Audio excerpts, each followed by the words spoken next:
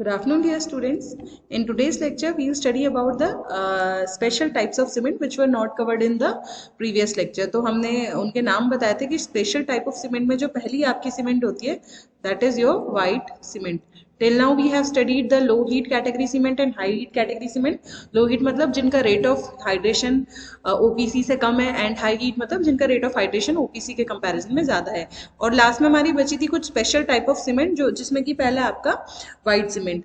White cement आपके नाम से ही पता चल रहा है, जैसे मैंने आपको बताया था कि जो सीमेंट का कलर होता है ग्रेइश कलर, राइट. और वो किसकी वजह से मेनली होता था आपका आयरन ऑक्साइड की वजह से, राइट. तो आयरन ऑक्साइड वो कंपाउंड था जो कि कलर इंड्यूस करने में सीमेंट में रिस्पॉन्सिबल होता है.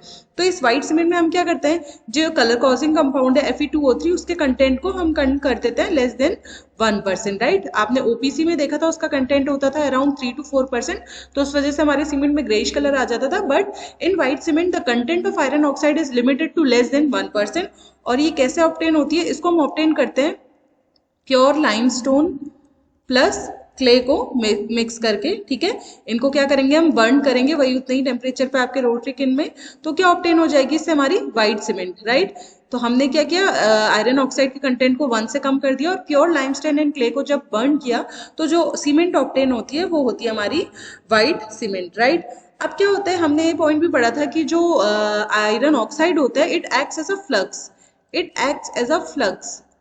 फ्लक्स का मतलब है जो बर्निंग में आपका क्या करता है, मदद करता है, उसको और ज्यादा बढ़ा देता है. जब सीमेंट की बर्निंग हो रही होती है ये टेम्परेचर को और ज्यादा बढ़ा के बर्निंग में हमारी हेल्प करता है.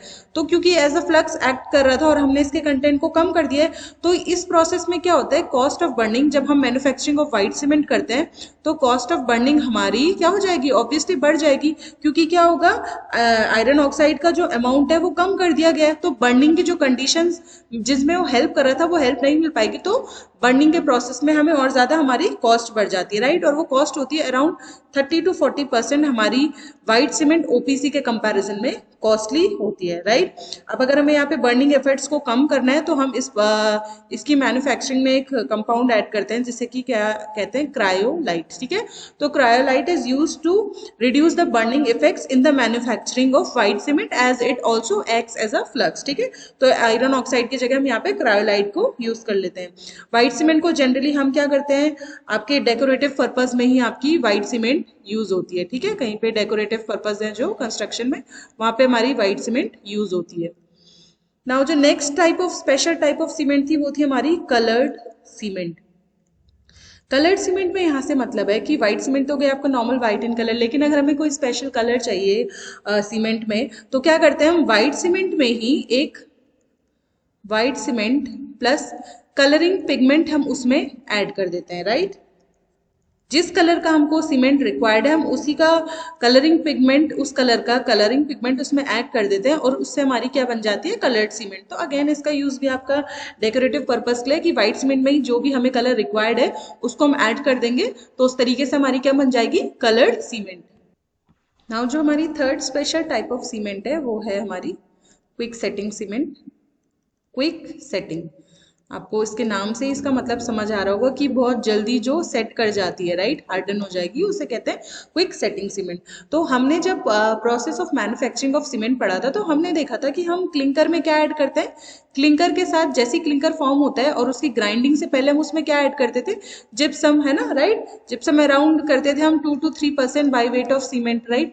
ये किस लिए ऐड किया जाता था, हमने बताया था कि जो जिप्सम होता है वो एज अ रिटार्डर काम करता है. रिटार्डर मतलब ये सेटिंग के प्रोसेस की स्पीड को कम कर देता है, राइट. तो सेटिंग के प्रोसेस की स्पीड जब कम होगी तो सेटिंग टाइम जो है सीमेंट का वो क्या हो जाएगा, बढ़ जाएगा, क्योंकि इसकी स्पीड कम हो चुकी है.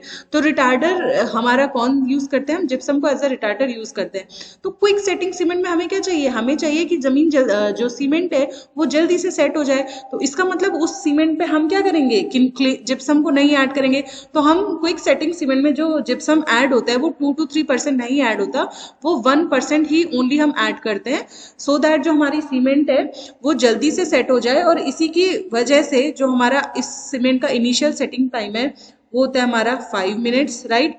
और जो फाइनल सेटिंग टाइम है वो होता है 30 मिनट्स। तो आप देख सकते हैं जो हमारी ओपीसी का इनिशियल सेटिंग टाइम था 30 मिनट, वो इसका फाइनल सेटिंग टाइम है। मतलब उस समय वो कंप्लीटली हार्ड हो चुकी है, अपनी प्लास्टिसिटी लूज कर चुकी है। और जो इसका इनिशियल सेटिंग टाइम है वो 5 मिनट है, मतलब 5 मिनट में ही ये सीमेंट सेट होना शुरू कर जाएगी, राइट। तो इतना जल्दी, इतना जिप्सम इस कम अमाउंट में ऐड करने का ये रिजल्ट मिलता है कि 5 मिनट में ही ये जो सीमेंट है वो सेट होना शुरू हो जाएगी, as compare to OPC. OPC आपका 30 मिनट के बाद आप उसको प्लेस करके फिर आप उसको सेट करना शुरू करते हैं, मतलब सेट होनी फिर शुरू करती है, राइट। तो इसीलिए इस सीमेंट को हम जिप्सम फ्री सीमेंट भी इसका नाम दिया जाता है, क्योंकि इसमें जो जिप्सम कंटेंट होता है वो बहुत कम होता है, राइट। अब जिप्सम फ्री सीमेंट ये है। अब इसको हम यूज कहाँ करते हैं, इसका यूज कहाँ पे आता है?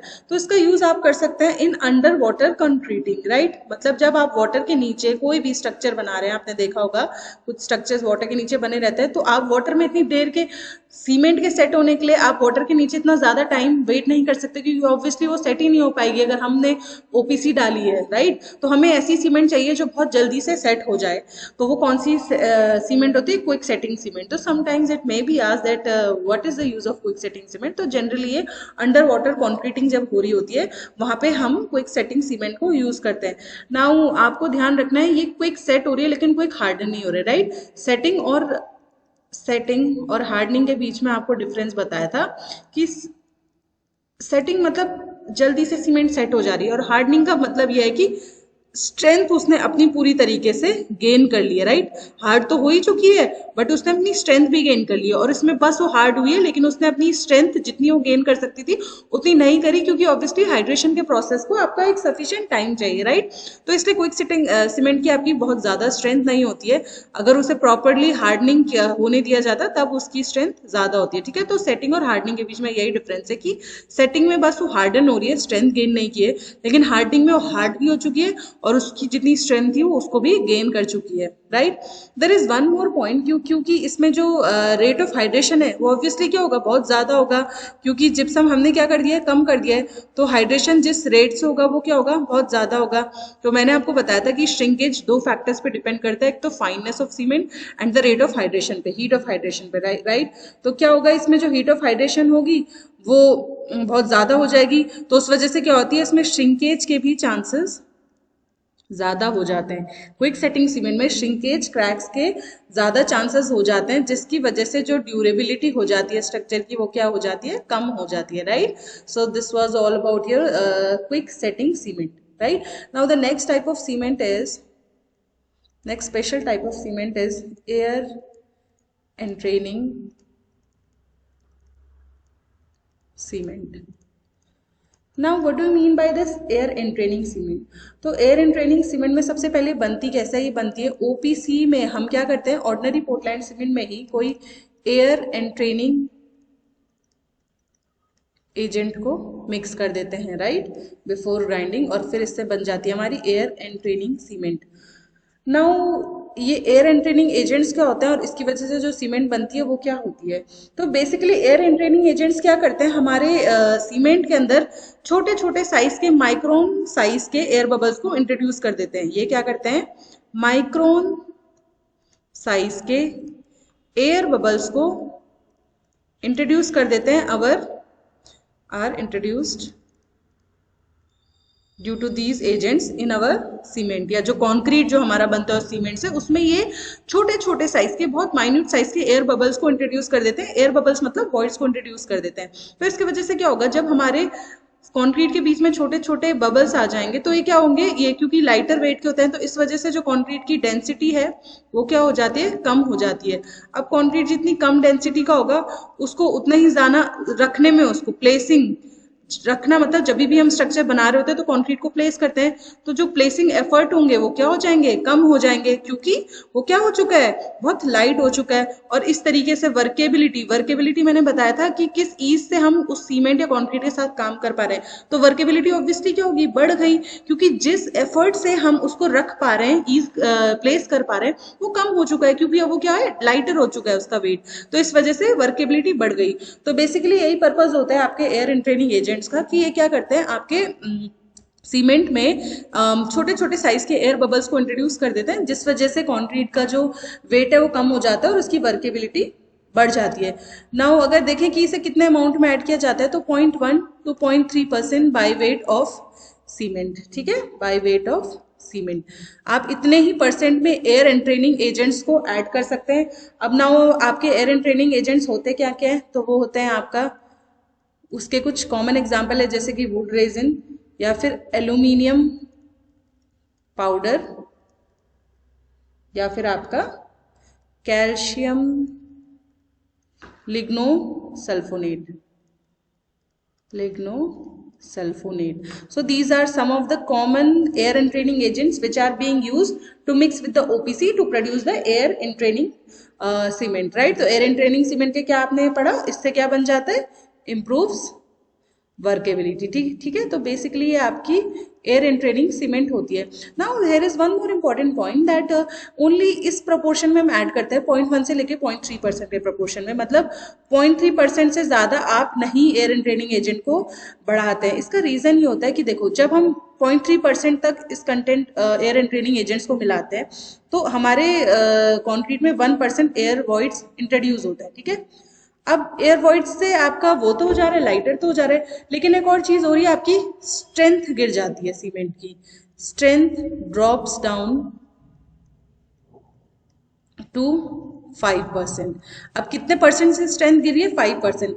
मतलब अगर एक कॉन्क्रीट है जिसमें नो वॉइड्स, कुछ वॉइड्स नहीं है, तो उसकी स्ट्रेंथ के कंपैरिजन में इसकी स्ट्रेंथ, जिसमें 1% एयर वॉइड्स आ गए हैं, उसकी स्ट्रेंथ 5% गिर जाती है। तो जब 0.3% तक हम ऐड करते हैं एयर एंट्रेनिंग एजेंट को तो 1% एयर वॉइड फॉर्म होते हैं और जो स्ट्रेंथ है उसकी कॉन्क्रीट की वो 5% से गिर जाती है। तो इतना तो बेरेबल हो सकता है। देखो, हम चाहते हैं कि कॉन्क्रीट वर्केबल बन जाए, ठीक है, जितना वर्केबल होगा उतना ही हमें उससे काम करने में ईज होगी, लेकिन हम ये भी नहीं चाहेंगे कि ओनली वर्केबल हो, उसमें स्ट्रेंथ ना हो। तो दैट इज वाई इसलिए 0.3% तक ही ऐड किया जाता है, क्योंकि 0.3% से ज्यादा ऐड करने में ज्यादा एयर वॉइड्स होंगे। देखो, ये एक डेटा है कि अगर 5% एयर वॉइड्स हो गए तो स्ट्रेंथ रिडक्शन जो होता है वो होता है 30%, राइट। मतलब नॉर्मल कॉन्क्रीट के कंपैरिजन में इसकी स्ट्रेंथ 30% से गिर जाएगी अगर 5% एयर वॉइड इंट्रोड्यूस हो गए, और अगर 10% एयर वॉइड्स इंट्रोड्यूस हो गए तो स्ट्रेंथ रिडक्शन जो होता है वो हो जाता है 60%। तो हम ये नहीं चाहेंगे कि हम बस उसे वर्केबल बनाए और उसकी स्ट्रेंथ ड्रॉप डाउन हो जाए, क्योंकि एट लास्ट आपको स्ट्रक्चर से रिक्वायरमेंट क्या है कि वो उसकी स्ट्रेंथ ज्यादा हो, राइट। तो इसीलिए इतने 0.3% से ज्यादा ऐड करने में उसमें एयर वॉइड्स का कंटेंट बढ़ जाता है जो कि स्ट्रेंथ को गिरा सकता है। इसीलिए हम 0.3% तक ही एयर एंट्रेनिंग एजेंट्स को प्रोवाइड करते हैं, उससे ज्यादा नहीं प्रोवाइड करते, right. So this was all about your air entraining cement. Now let's discuss the next type of cement which is hydrophobic cement. ये जो लास्ट आपकी स्पेशल सीमेंट है, फिफ्थ, ये होती है हाइड्रोफोबिक सीमेंट। हाइड्रोफोबिक सीमेंट से आपको क्या समझ आ रहा है? हाइड्रो मतलब वाटर, फोबिक माने जिस चीज से डर है। तो हाइड्रोफोबिक सीमेंट मतलब ये पानी के साथ मिक्स नहीं होती, ठीक है। तो दिस इज नो एब्जॉर्प्शन, और बेसिकली मिक्स नहीं मतलब नो एब्जॉर्प्शन ऑफ मॉइस्चर। जब भी वाटर इसके कांटेक्ट में आएगा, मॉइस्चर इसके कांटेक्ट में आएगा, तो वो इससे मिल नहीं पाएगा, ठीक है, वो उसे एब्जॉर्ब ही नहीं करेगी, राइट। तो एक तरीके से ये जो सीमेंट होती है that is phobic to water until it is being used, ठीक है। ऐसे नहीं कि ये अगर ऑब्वियसली वाटर के साथ मिक्स ही नहीं होगी तो हम कंस्ट्रक्ट कैसे करेंगे। अंटिल जब तक हम इसको कंस्ट्रक्शन में यूज नहीं कर रहे हैं तब तक ये क्या करता है, इसमें मॉइस्चर ये एब्जॉर्ब नहीं करती। और इसका रीजन क्या होता है, इसमें हम एक कवरिंग दे देते हैं, covering of water repellent film.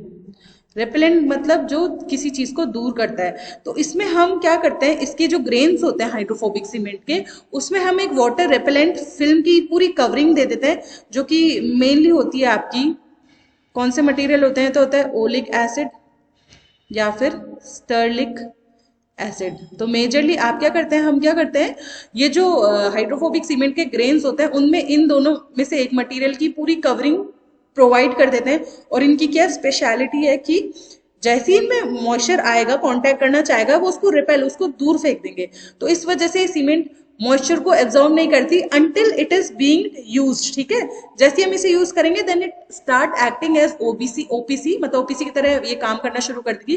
But जब तक हमने इसे यूज नहीं किया, जब तक ये स्टोर्ड है, राइट, तो तब तक ये मॉइस्चर को एब्जॉर्ब नहीं करेगी। तो इसका क्या एडवांटेज हो जाता है कि देखो, जब हमें सीमेंट को बहुत देर तक स्टोर करना है, बहुत लंबे टाइम तक स्टोर करना है, या फिर उसका जो ट्रांसपोर्टेशन टाइम है वो बहुत ज्यादा है, लॉन्ग ट्रांसपोर्टेशन टाइम। ट्रांसपोर्टेशन से यहाँ पे मतलब है कि जहाँ पे हमारी कंस्ट्रक्शन हो रही है वो हमारा साइड बहुत दूर है, तो हमें बहुत लंबे डिस्टेंस के लिए सीमेंट के बैग्स को, सीमेंट को ट्रांसपोर्ट करना है।